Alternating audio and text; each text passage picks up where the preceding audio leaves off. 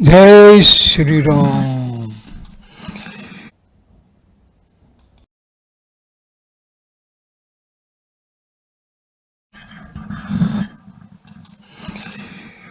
ब्रह्म ज्ञान आत्मज्ञान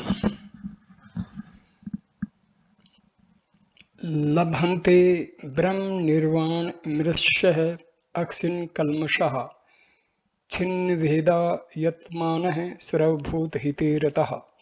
जिनके सब पाप नष्ट हो गए हैं, जिनके सब संशय ज्ञान के द्वारा निवृत्त हो गए हैं, जो संपूर्ण प्राणियों के हित में रत हैं और जिनका जीता हुआ मन निश्चल भाव से परमात्मा में स्थित है, वे ब्रह्मवेता पुरुष शांत ब्रह्म को प्राप्त होते हैं।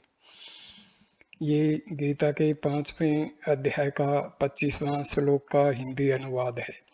संसार सोपन जैसा है, जन्म से लेकर जीवन भर मजदूरी करो लेकिन कुछ हाथ नहीं लगता है। जैसे भूसी को छड़ने से कुछ हाथ नहीं लगता है। संसार की बातें करना भूसी छड़ना है, माया से पार होने की बातें करना धान छड़ना है और ब्रह्म परमात्मा की बातें करना चावल छड़ना है। जो ब्रह्म परमात्मा को पाए हुए हैं उनके लिए संसार एक खेल मात्र है। तुलसी पूरव के पाप से हरी चर्चा न सुहाए, जैसे जबर के जोर से भूख विदा हो जाए। जिनके पाप जोर करते हैं और हैं उनको हरी चर्चा ब्रह्म परमात्मा की चर्चा नहीं सुहाती है। उनके मन में तो माया के भूसी छोड़ने के विचार घूमते हैं। जिनके सब पाप निवृत्त हो गए हैं, वे माया में रहते हुए भी माया के विचारों से लेपायमान नहीं होते हैं। ज्ञान के द्वारा जिनके सब संशय निवृत्त हो गए हैं, ऐसे पुण्यात्मा को अपने स्वरूप के विषय में कोई संशय नहीं रहता है। जगत सत्य है या मिथ्या, आत्मा सत्य है कि परमात्मा सत्य है, आत्मा और परमात्मा भिन्न है कि अभिन्न है, जीते जी मुक्ति मिलती है कि मरने के बाद मिलती है, जीव ब्रह्म में भिन्नता है कि अभिन्नता, इस विषय में उनके संशय ज्ञान द्वारा निवृत्त हो जाते हैं। मैं जन्मने मरने वाला तुच्छ जीव नहीं हूँ किंतु सर्वव्यापक ब्रह्म हूँ। मैं व्यक्ति विशेष परिच्छिन्न नहीं हूँ किंतु अखंड ब्रह्मांड में व्यापक पर ब्रह्म हूँ। इसमें उनको कोई संदेह नहीं होता है क्योंकि उन्होंने अपने वास्तविक स्वरूप का ज्ञान पा लिया है। जो संपूर्ण प्राणियों के हित में रत रहते हैं वे ज्ञानी महापुरुष हैं। हर प्राणी का अपना अपना प्रारंभ होता है, अपना अपना स्वभाव होता है, अपनी अपनी पकड़ होती है और अपनी अपनी मान्यता होती है। ज्ञानी महापुरुष में स्थित परमात्मा में विश्रांति पाते हैं। अतः अपने स्वरूप में विश्रांति पाए हुए ऐसे महात्मा को देखकर सब प्रसन्न होते हैं और उनको स्नेह करते हैं। पशु पक्षियों पर भी यदि ज्ञानवान की दृष्टि जाती है तो उनमें भी अपनी आत्मा को निहारते हैं। दूसरों में आत्म स्वरूप निहारना यह भी उनका हित करने का बड़ा साधन है। जैसे एक्सरे मशीन अपनी जगह पर होते हुए भी हड्डियों तक की फोटो ले लेती है, वैसे ही ज्ञानी महापुरुषों की ब्रह्म भावपूर्ण निगाहें हम पर पड़ती हैं तो हमारे लिए भी अपने स्वरूप तक पहुंचने का मार्ग सरल हो जाता है।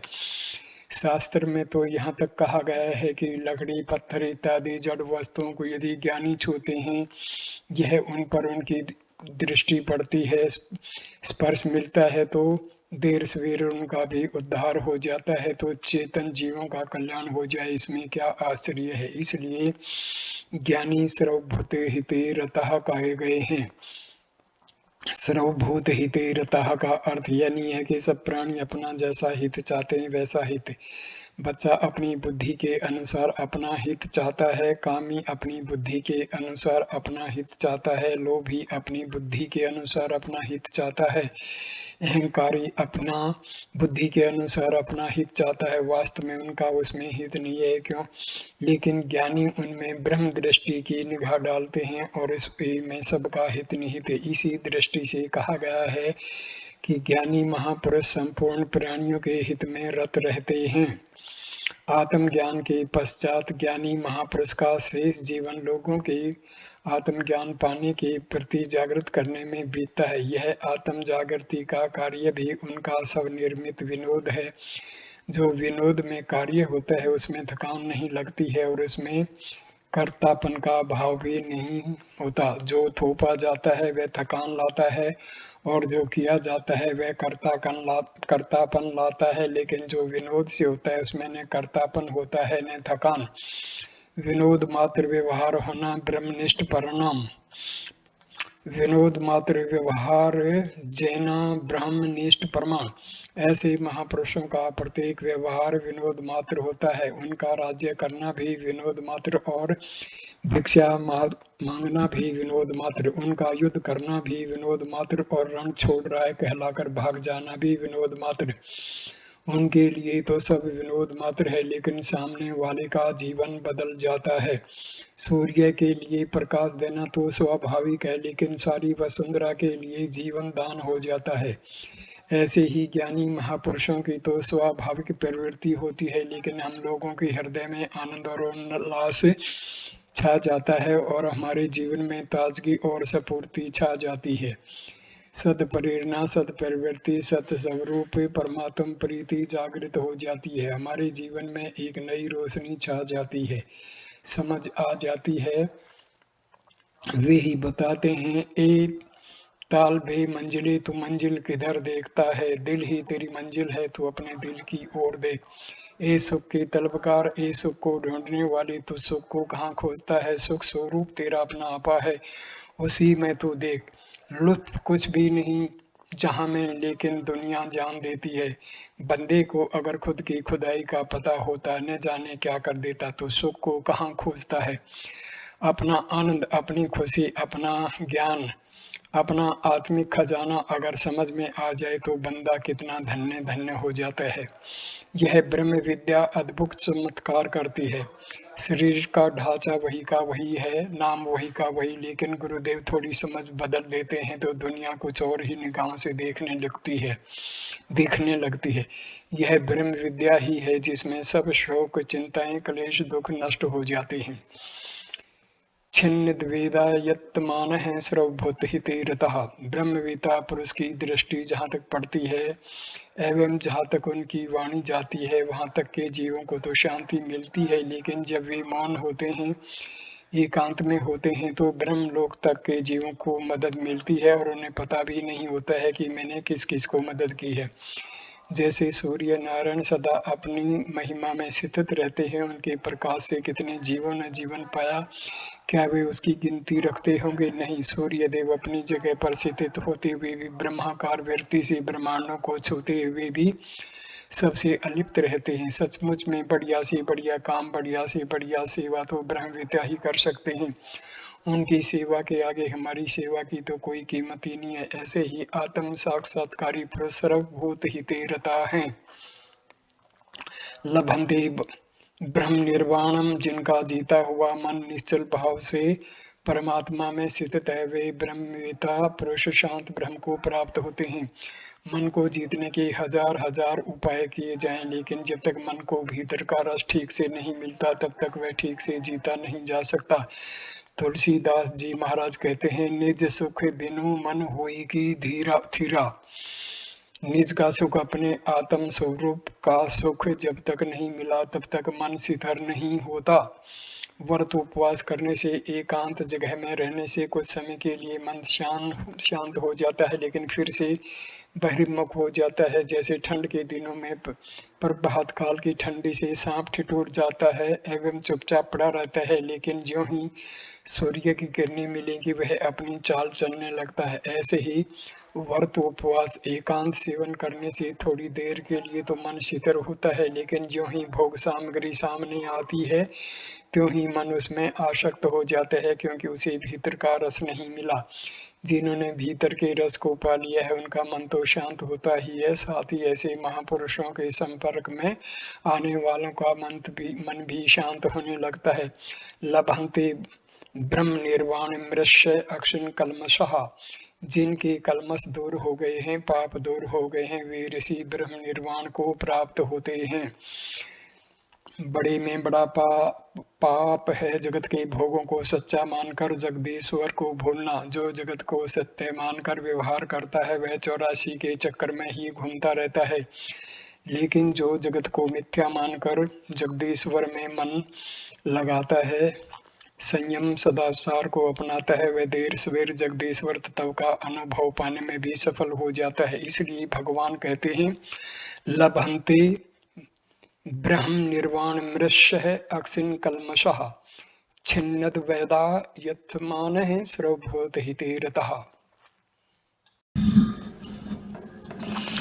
ओम भूर्भुवः स्वः तत्सवितुर्वरेण्यं भर्गो देवस्य धीमहि धियो यो नः प्रचोदयात्। ओम शांति शांति शांति। नमस्ते मेरे प्यारे दोस्तों। हर मानव का स्वभाव है कि वो हमेशा खुशियों की तरफ दौड़ता है, आनंद चाहता है जीवन में, लेकिन वो समझ नहीं पाता है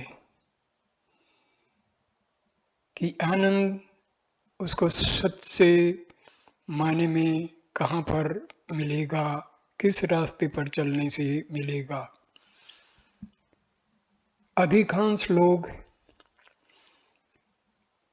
अल्पकालीन सुख सामग्री में ही अपना जीवन बिता देते हैं और आनंद की वो खोज में ही अपना जीवन गंवा देते हैं।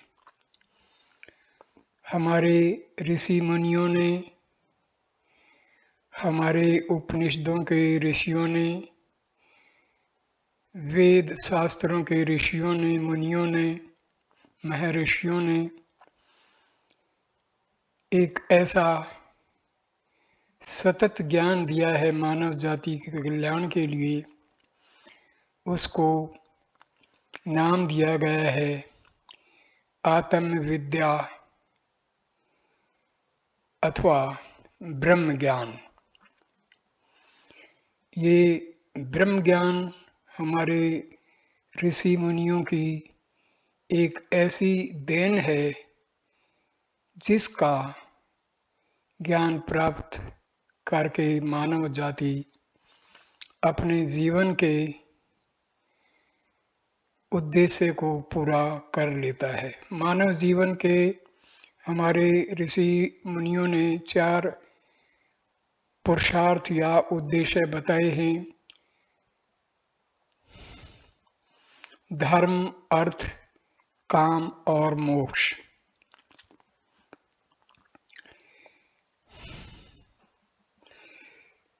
अधिकतर इंसान इन 4 उद्देश्य में से अर्थ और काम में ही लिपट के रह जाते हैं। ना उनमें धर्म की सूझबूझ होती है, मोक्ष की बातें उनको ना आती हैं, ना उनका ध्येय है।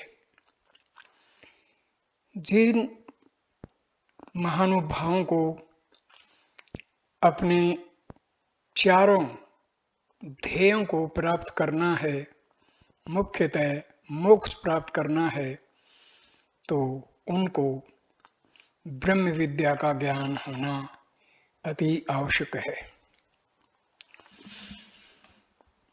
इस वीडियो में और इसके आगे भी कई वीडियो में मैं ब्रह्म ज्ञान अथवा आत्म विद्या का विस्तृत वर्णन करने जा रहा हूँ। वर्तमान समय में तमोगुण का साम्राज्य है। इंसान की जो सत्ता है उसमें 3 तरह के गुण बताए गए हैं: तमोगुण, रजोगुण और सत्वगुण।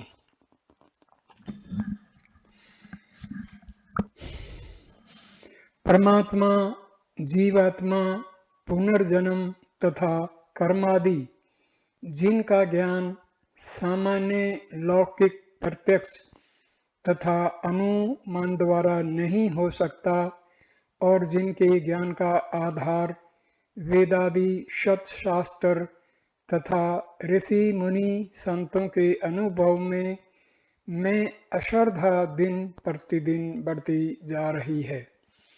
ऋषि मुनियों की पुण्य भूमि भारत में भी इस विषय में आस्तिकता शिथिल होती जाती है।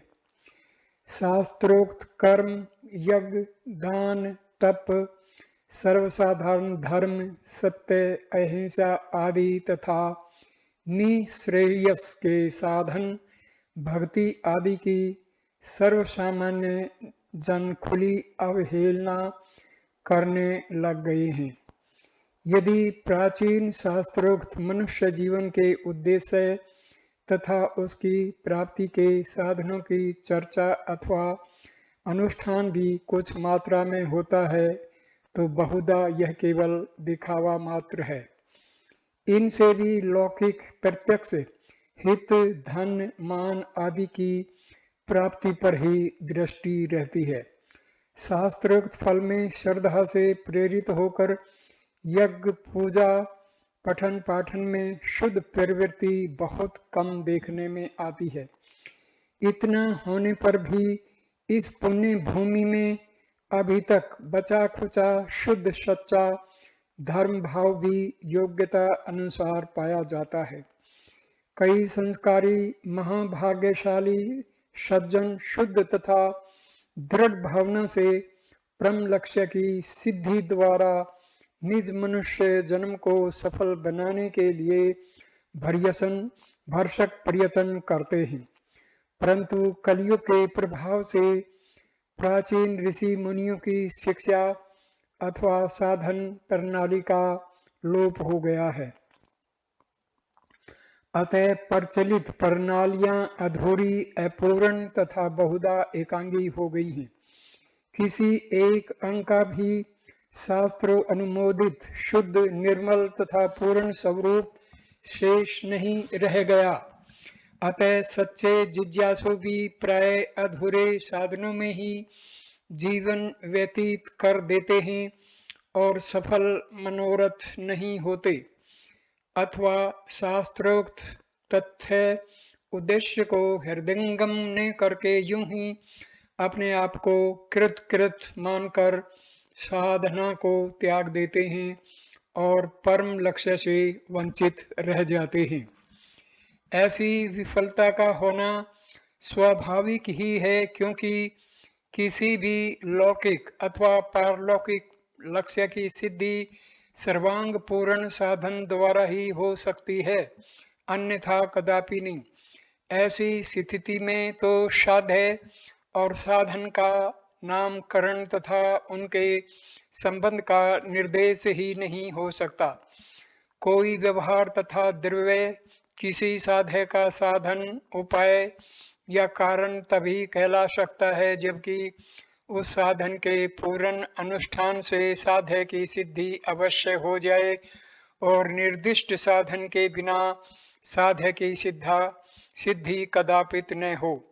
साध्य और साधन में अविनाभाव संबंध रहता है। साधन के किसी एक अंग के अभाव अथवा अपूर्णता में विफलता अनिवार्य हो जाती है। यदि हलवा बनाना हो तो उसकी सिद्धि के लिए घृत, जल, आटा तथा शक्कर इन सब पदार्थों की आवश्यकता होती है। घृत मूल्यवान वस्तु है, परंतु घृत मनों के परिमाण में विद्यमान होने पर भी यदि किसी कारणवश जल का अभाव हो तो हलवा 3 काल में भी नहीं बन सकता। केवल इन वस्तुओं का होना ही आवश्यक नहीं, प्रत्युत इन सब का उचित मात्रा में उपयोग भी आवश्यक है। यदि जल आदि कोई भी पदार्थ उचित मात्रा में न हो तो भी हलवा नहीं बन सकता। बनाने की विधि आदि कोई भी पूर्णतया उपयोग में लाना होता है। कहीं भी न्यूनता हुआ कि साधे में पूर्णतया विफलता, नहीं तो अधूरापन तो निश्चित ही रह जाता है। औषध के बनाने और सेवन में तो साधन, विधि, अनुपान आदि की पूर्णता का ध्यान रखना और भी आवश्यक प्रत्युत अनिवार्य होता है। किसी प्रयोग में पड़ने वाली भिन्न भिन्न औषधियां एक दूसरे के दोष को दूर करती अथवा गुण को पूरा करने वाली होती हैं। इसलिए यदि उस प्रयोग में किसी एक औषधि को न डाला जावे तो अमृत विष में परिवर्तित हो सकता है और रोगी मृत्यु का ग्रास बन सकता है। धातुओं के प्रयोग में तो यह भेद अत्यंत स्पष्ट हो जाता है। आजकल आयुर्वेदिक औषधियों के प्रभाव के न्यून होने में यही मुख्य कारण है कि औषधियां शुद्ध तथा पुष्ट नहीं होती और न ही उन्हें विधि के अनुसार तैयार किया जाता है। सच्चे जिज्ञासुओं की अध्यात्म साधना के निष्फल होने का मुख्य कारण भी यही है कि प्राचीन परंपरा लोप हो चुकी है। आध्यात्मिक लक्ष्य की सिद्धि के लिए भी अनेक साधनों की आवश्यकता होती है। साधक की स्थिति के भेद से भी साधन में भेद हो जाता है। किसी एक साधन के शुद्ध स्वरूप तथा फल के ज्ञान तथा तदनुसार अनुष्ठान करने की आवश्यकता होती है।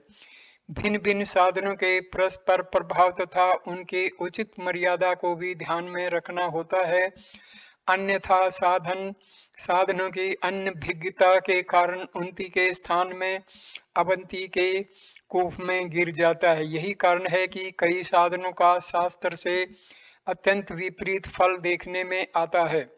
हठ योग का मुख्य लक्ष्य भी अन्य योगों के समान ही निःश्रेयस मोक्ष परमपद की प्राप्ति है, परंतु प्राण तथा षट चक्र भेदन की इसमें विशेषता है, क्योंकि इनका अन्य में कोष पर शासन होता है। अतः प्राण के नियमन और षट चक्र के भेदन से असाध्य रोगों से भी मनुष्य मुक्त हो जाता है। आजकल हठ योग के मुख्य लक्ष्य को नहीं समझा जाता और आसन, प्राणायाम आदि केवल शारीरिक व्यायाम के रूप में किए कराए जाते हैं। इसके शारीरिक लाभ के कारण यह भ्रांति भी आजकल फैली हुई है कि हठ योग का एकमात्र उपयोग शारीरिक स्वास्थ्य के संपादन में ही है। इसमें कोई संदेह नहीं कि हठ योग वीर्य संरक्षण, वीर्य दोषों, स्वप्न दोष आदि की निवृत्ति तथा वीर्य को ओज में परिणत करने का अचूक साधन है। प्राचीन ऋषि मुनियों के पास इंद्रिय विजय रूपी प्रत्याहार को सिद्ध करने तथा ऊर्ध्वरेतस बनने के लिए यह एक अमोघ साधन था, परंतु एक विश्वसनीय महात्मा अपने परिचय के आधार पर एक ग्रंथ में लिखते हैं कि जितने हठ योगी उनसे मिले हैं वे अन्य कई रोगों के साथ साथ वीर्य दोष रूपी रोग से भी पीड़ित थे। यह स्थिति कितनी भयानक तथा शोचनीय है। जिस साधन से मनुष्य वीर्य दोष से मुक्त ही नहीं प्रत्युत वीर्य के संरक्षण तथा इसकी ऊर्ध्व गति द्वारा वीर्य को ओज में परिवर्तित कर सकता है और मन तथा बुद्धि को दिव्य बनाकर दिव्य पद को प्राप्त कर सकता है, वही साधन वीर्य दोषों की उत्पत्ति का द्वार बन जाए। प्राचीन परंपराओं के लोप हो जाने का ही यह सब कटु फल है कि ऋषि मुनियों से सेवित अमृत साधनाएं मृत्यु का रूप धारण कर रही हैं। इन्हीं कारण से कई लोग हठ योग साधना को इस युग के लिए उपयुक्त नहीं समझते, किंतु एक दृष्टि से तथ्य यह है कि आज के रजस तथा तमोगुण प्रधान युग में शास्त्र प्रतिपादित हठ योग ही सर्वोत्तम साधन है, परंतु परंपरागत शिक्षा के अभाव के कारण हम इसे अपना नहीं सकते। कई लोग इस युग के लिए भक्ति आदि अन्य साधनों का विधान करते हैं, परंतु परंपरा के लोप हो जाने तथा वर्तमान नास्तिकता के कारण प्रत्येक साधन की उपयुक्त मर्यादा शास्त्र तथा ऋषि मुनियों द्वारा अनुमोदित विधियों का ठीक ठीक ज्ञान नहीं होता है। अतः साधक इन का उल्लंघन कर जाते हैं और उन्नति के स्थान में अवनति के गड्ढे में गिर पड़ते हैं। भक्ति जैसा सरल साधन भी इसके स्वरूप भेद, अधिकार तथा अन्य सहकारी साधनों की अवहेलना आदि के कारण प्राय बहुत कम सफल हो पाता है। कई सज्जन ईश्वर कृपा तथा प्रारब्ध का दुरुपयोग करके भक्ति आदि साधन रूपी पुरुषार्थ में प्रमाद करते हैं और कहते हैं कि ईश्वर की कृपा होगी तभी यह साधन हो सकेगा। कोई साधक भक्ति के अत्यंत उपयोगी सहकारी वैराग्य आदि साधनों से उपेक्षा करते हुए नाम जप करते रहते हैं। कई सामान्य व्यवहार में भी सत्य आदि की आवश्यकता को अनुभव नहीं करते। कई साधक वैराग्य को इतना महत्व दे देते हैं कि ईश्वर भक्ति का साधन रूप से उपयोग भी उन्हें ठीक नहीं जंचता। यद्यपि सर्वसाधारण जिज्ञासु के लिए ईश्वर भक्ति से प्राप्त होने वाली ईश्वर कृपा तथा प्रसाद के बिना सांसारिक वासनाओं का विजय कर सकना असंभव प्राय ही है। संसार के शोक मोह की निवृत्ति तथा परम पद की प्राप्ति के लिए निष्काम कर्म, विवेक, वैराग्य, शम, दम, तितिक्षा, उपरति, शास्त्र तथा गुरु में अनन्य श्रद्धा, समाधान, मुमुक्षा, शास्त्र श्रवण, मनन, निधिध्यासन, उपासना आदि अनेक साधनों का अपने अधिकार के अनुसार उचित मात्रा में अनुष्ठान करना अत्यंत आवश्यक है। किसी एक ही साधन द्वारा तो क्या, किसी एक साधन की उपेक्षा कर देने के कारण भी अनंत काल तक साधारणतया सिद्धि नहीं हो सकती।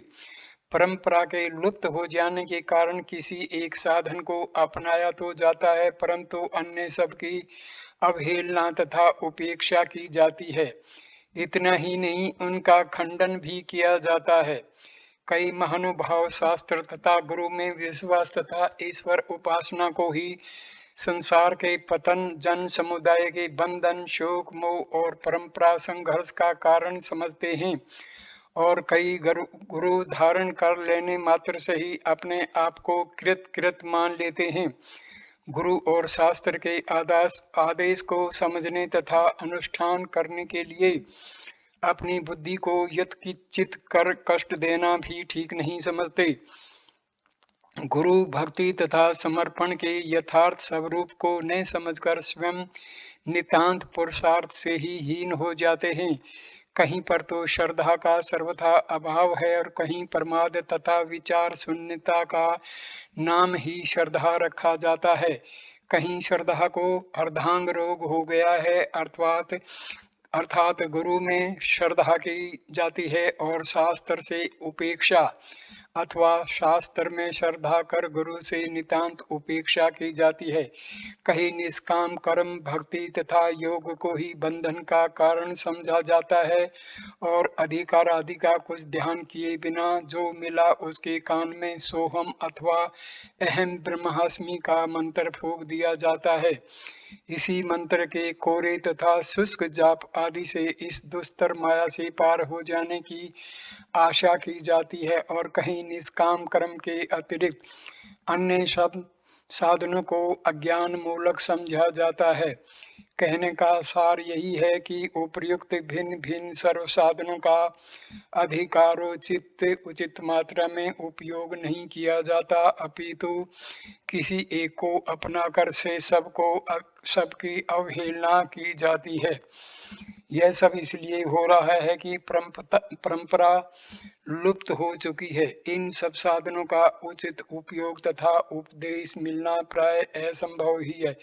इन भिन्न भिन्न साधनों के शुद्ध स्वरूप, भेद, कारण, फल अथवा प्रतीक की न्यूनता तथा पूर्णता, गुण दोष अथवा इनके अधिकारी के यथार्थ ज्ञान का अभाव है। इसलिए ये सब साधना के उपयोगी अंग एक दूसरे से पृथक पड़े हुए हैं।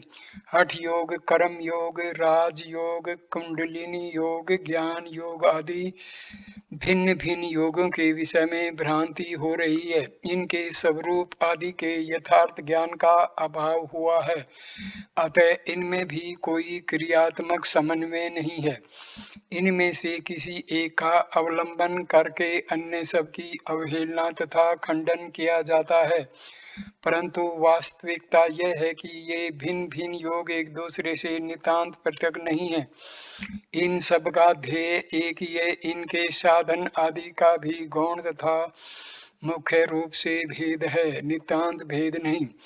इसलिए इन सब योगों का अधिकार अनुसार उचित मात्रा में उपयोग नहीं किया जाता। एक ही योग का संकुचित, अपूर्ण, मलिन, एकांगी रूप से आयु भर सेवन होता है, जिससे दुराग्रह, अशांति, राग द्वेष, एक दूसरे से घृणा, आक्षेप की वृद्धि होती है। साधक अपने लक्ष्य की ओर कुछ उन्नति नहीं कर पाता। सच्चे जिज्ञासु भी भिन्न भिन्न साधनों तथा योगों के रहस्य को नहीं समझते, अतः आयु भर यज्ञ करने पर ही सफल मनोरथ नहीं होते। वे अपना हित कुछ सिद्ध नहीं कर पाते और संसार में नास्तिकता की वृद्धि का कारण बनते हैं। आध्यात्मिक क्षेत्र की इस सोचनीय दिशा से प्रेरित होकर ही इस ग्रंथ का निर्माण किया गया है। इन सब साधनों में से प्रत्येक का विस्तार रूप से निरूपण नहीं किया गया। उस साधन की जानकारी के लिए तद विषयक स्वतंत्र ग्रंथों का अवलोकन जरूरी होगा। जहाँ पर संक्षेप से इन भिन्न भिन्न साधना तथा योगों अर्थात अहिंसा, सत्य, शौच, अपरिग्रह, दान आदि, सामान्य धर्म, निष्काम कर्म, विवेक, वैराग्य, शम, दम, तितिक्षा, उपरति, शास्त्र तथा गुरु में श्रद्धा, समाधान, मुमुक्षा, श्रवण, मनन, निधिध्यासन, हठ योग, कर्म योग, भक्ति योग, राजयोग आदि भिन्न योगों के शुद्ध स्वरूप, भेद, फल, गुण, दोष, आपस में कारण, कार्य, भाव, इनकी उचित मर्यादा आदि का संक्षेप से निरूपण किया गया है। इनके मनन से साधक अपनी साधना की न्यूनता को जांचकर उसे पूर्ण करता हुआ परम लक्ष्य को प्राप्त करने के योग्य हो सकता है। विशेष रूप से इस बात को जताने का यत्न किया गया है कि निष्काम कर्म, वैराग्य, निधिध्यासन, योग, श्रवण, मनन आदि किसी एक साधन की अवहेलना, उपेक्षा करने से क्या त्रुटि उत्पन्न हो जाती है, और यदि एक ही साधन निष्काम कर्म आदि पर साधना को सीमित कर दिया जाए और अन्य वैराग्य आदि साधनों की अवहेलना की जाए तो साधना में क्या अपूर्णता रह जाती है। साधनों के इस रहस्य को ग्रहण करके साधक अपनी भूल को सुधार सकता है और सब साधनों का उचित उपयोग कर सकता है। वेद, उपनिषद आदि शास्त्रों में अनन्य श्रद्धा ही आध्यात्मिक साधक की सिद्धि का मूल है। इस कली काल में अध्यात्म के मूल पर कुल्हड़ा चल जाना स्वाभाविक ही है। इस एक दोष के आ जाने से संपूर्ण साधनों पर कुल्हड़ा स्वतः ही चल जाता है और संपूर्ण दोष समूह की वृद्धि अप्रतिहत तथा स्वच्छंद रूप से हो जाती है। आजकल नास्तिकता की वृद्धि का मूल कारण ही यही है कि शास्त्र में उचित शुद्ध श्रद्धा का नितांत अभाव सा हो रहा है। जैसे पहले आरंभ में ही कहा गया है कि ईश्वर, जीव, परलोक, कर्म, धर्म के ज्ञान आदि का मूल तो शास्त्र ही है। एक शास्त्र को त्याग देने से ईश्वर, जीव, परलोक, कर्म आदि सब स्वतः ही छूट जाते हैं। इस नास्तिकता प्रधान युग में शास्त्र का उचित महत्व तथा गौरव नहीं रहा। मानवीय स्वतंत्र बुद्धि को अधिक महत्व दिया जाता है। यहाँ तक कि आध्यात्मिक क्षेत्र के कई नेता भी शास्त्र की अवहेलना करते हैं अथवा अपनी संकुचित अनेक दोषों से दूषित बुद्धि के आधार पर शास्त्र को तौलते हैं। यदि शास्त्र की कोई बात उन्हें नहीं जचती तो दीर्घ काल तक धैर्य पूर्वक मनन किए बिना तथा अनुष्ठान प्रयोग करके उसके परिणाम को परीक्षित किए बिना ही झूठा कह देते हैं अथवा मनमाने अर्थ करने लग जाते हैं। शास्त्र में अश्रद्धा तथा शास्त्र दुरुपयोग आजकल के आध्यात्मिक पतन का मुख्य कारण है। इसलिए इस मौलिक त्रुटि को सुधारने के लिए प्रथम खंड के प्रथम अध्याय में मानव जीवन के उद्देश्य का निरूपण करके द्वितीय अध्याय में शास्त्र के महत्व, स्वरूप तथा कार्य का निरूपण किया गया है और आध्यात्मिक विषय में प्रत्यक्ष तथा अनुमान प्रमाण के उचित उपयोग तथा स्थान का भी वर्णन भी इसी अध्याय में किया गया है। यह विषय सामान्यतया कठिन है। आजकल के शास्त्र में अश्रद्धा के कारणों को समक्ष रखकर इस विषय का निरूपण किया गया है, जिससे इस विवेचन का स्वरूप प्राचीन प्रथा के समान क्लिष्ट न होने पर भी वर्तमान कालीन आक्षेपों के प्रत्युत्तर रूप में होने के कारण पर्याप्त कठिन हो गया है।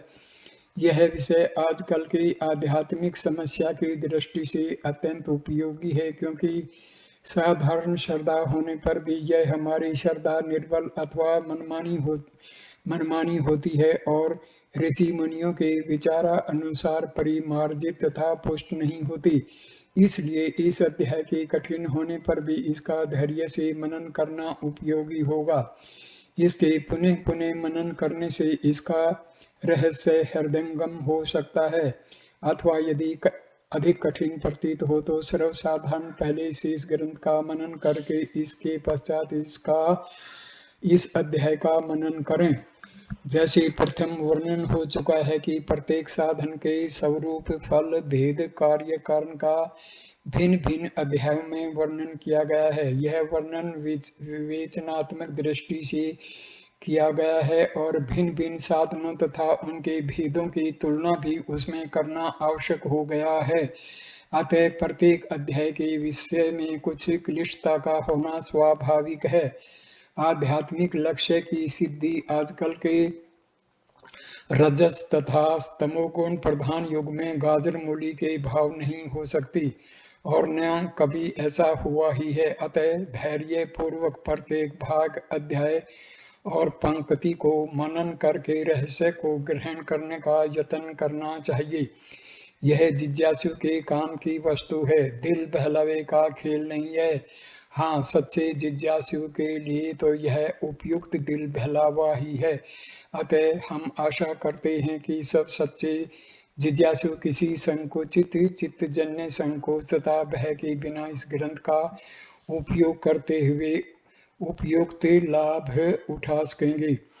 अतः अंत में भगवान से जो सब साधन तथा सिद्धियों के मूल हैं, यह प्रार्थना है कि वे हम सबको सुबुद्धि दें, जिससे हम आध्यात्मिक शास्त्र के तथ्य रहस्य को हृदयंगम कर सकें और संपूर्ण साधनों के शुद्ध, मर्यादित, उचित मात्रा के अनुष्ठान द्वारा मनुष्य जीवन के परम ध्येय की प्राप्ति में कृतार्थ हों। ओम शम।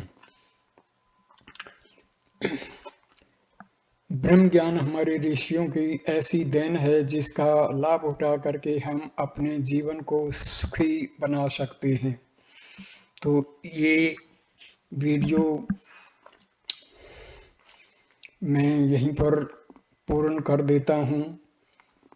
ब्रह्म ज्ञान एक बहुत ही अत्यधिक गंभीर विषय है। इसको बार बार इसको सुनना चाहिए, मनन करना चाहिए। धन्यवाद दोस्तों, ये वीडियो देखने के लिए। नमस्कार।